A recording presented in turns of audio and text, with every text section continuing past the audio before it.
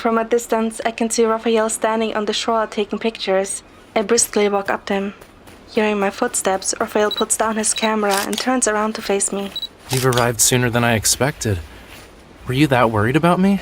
Why didn't you close the door when you left? I looked high and low at your place. I thought... You thought a wanderer broke in and kidnapped me? I was worried you would cause a ruckus on the shore and irritate the neighbors. What have you been taking pictures of? Rafayel shows me the pictures and zooms in bit by bit. I saw some flickering lights in the ocean from the window of my room. I thought it was some kind of will-o'-the-wisp. So I took pictures and zoomed in. They look like balls of light floating on top of the sea. How strange. Balls of light.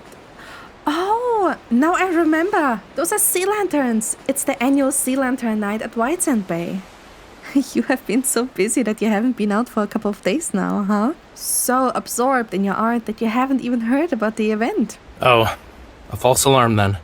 I'm heading back. Hold on. The place where people are placing lanterns into the ocean isn't very far from here. Let's check it out. It's quite festive there. Festive? More like noisy. You really don't want to go? Fine then. Not unless you can give me a reason for going. You can think of it as taking a seaside stroll. The weather forecast says there will be heavy winds tonight. By the time we get there, everyone will have left and it will be a wasted trip. When I was younger, I floated a lantern into the sea. I haven't done that in forever. I kinda want to do it again. That's a better reason to persuade me. Fine, you win. Upon saying that, Rafayel turns around and walks back to his house. Rafayel, didn't you agree to go? Why are you heading back? I'm getting you a coat. It's cold by the water.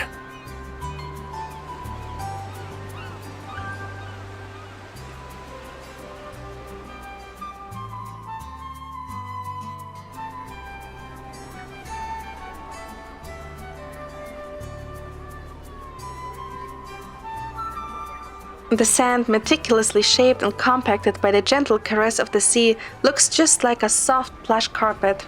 Rafayel and I walk side by side up the beach. He suddenly stops and takes a few quick shots of the sea.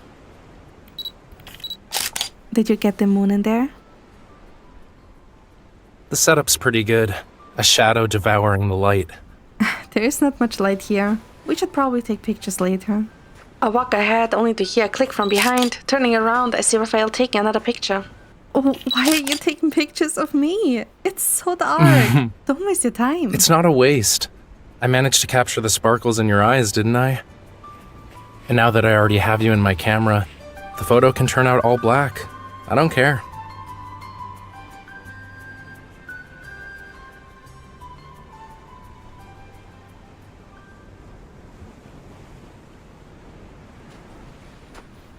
We continue walking and the wind starts to pick up, churning the sand as the waves grow larger. I sometimes stroll alone along this stretch at night. Near the quiet sea, far from the meaningless noises of the city, and without anyone to disturb you. I bet you enjoy this a lot. So you admit you're here to disturb me? Have I? Of course you have. Now that I've gotten used to your intrusions, I no longer enjoy being alone as much as I used to. Why does it sound like you're complaining about something you actually enjoy? I gently punch him in the shoulder, but trip over a rock and almost fall. Ow! Rafayel grabs my hand. Your legs aren't working, but your hands seem to be working fine. You're the first person I've seen who can't keep their balance on level ground. I tripped over a rock. You tried to punch me only to trip over yourself. You're probably the first person ever to accomplish that. I guess it's not safe for you to walk alone on the beach. Cheers erupt up ahead and the sea is filled with the glow of lanterns. Look, Rafayel! The sea lanterns look magnificent. Let's head over. Good thing I know what's going on. With all those torchlights and the feral screams of humans, I would have assumed they were trying to hunt me down.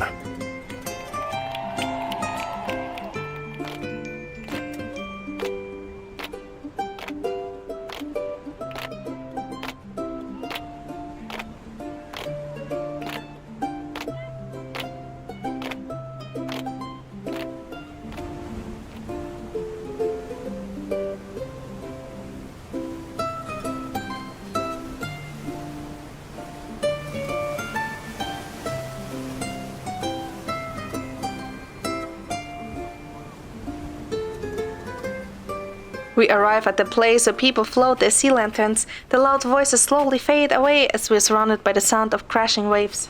We came at the right time. Everyone's leaving just as we arrive. It's been so many years, but the sight of the sea awash in the glow of lanterns is the same as how I remembered it. It's so romantic.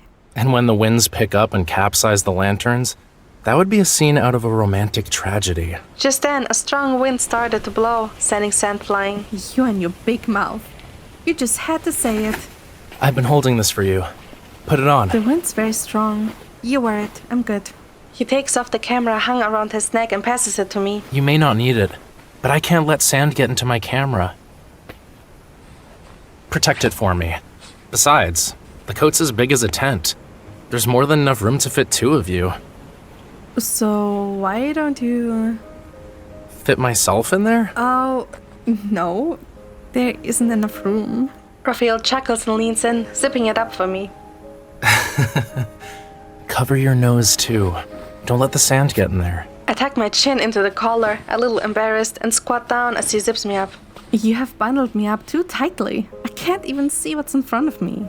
Rafayel squats next to me and peers at me with a smile. Why are you looking at me like A mushroom that is about to emerge from the soil? There you go, making fun of me again. What about you then? I'm a bushy-tailed squirrel guarding the mushroom, ready to block it from the wind, however strong. That sounds kind of sad. Thanks, though. Once the mushroom emerges, I'm swallowing it whole. The sea lanterns are gone. What a shame. It's like they had never existed in the first place. Even if it weren't for the waves, flames lit by humans won't last forever.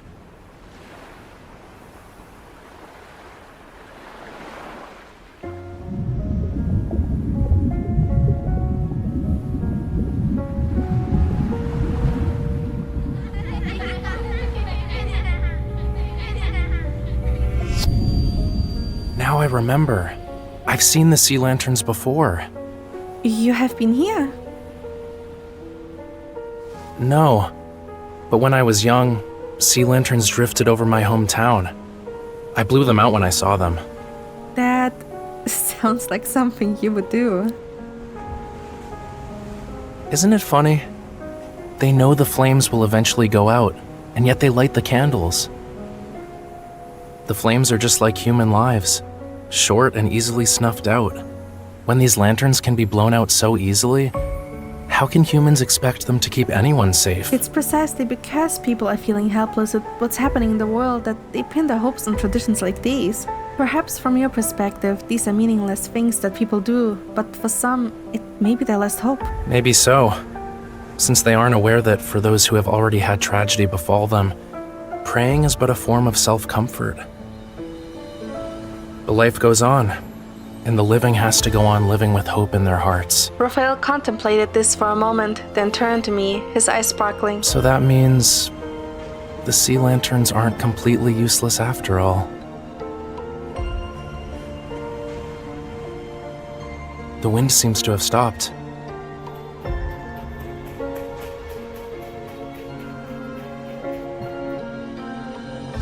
There are more people coming to float lanterns into the sea. Let's join them, shall we? Rafayel helps me up and we head for the water. Why are you suddenly so enthusiastic? Let me remind you that you're an adult and you can go around blowing others' lanterns out. He grabs me, pulling me into the sea.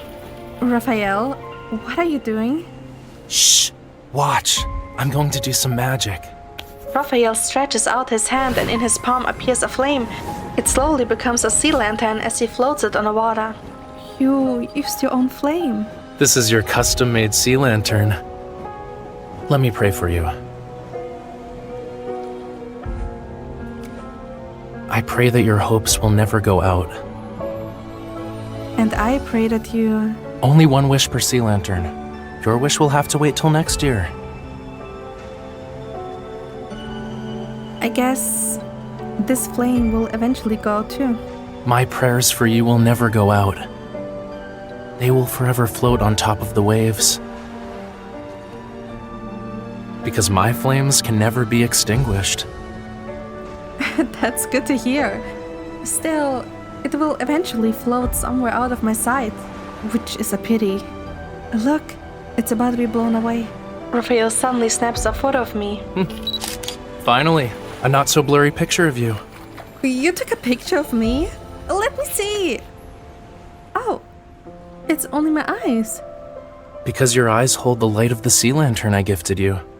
That way, it will forever stay by your side.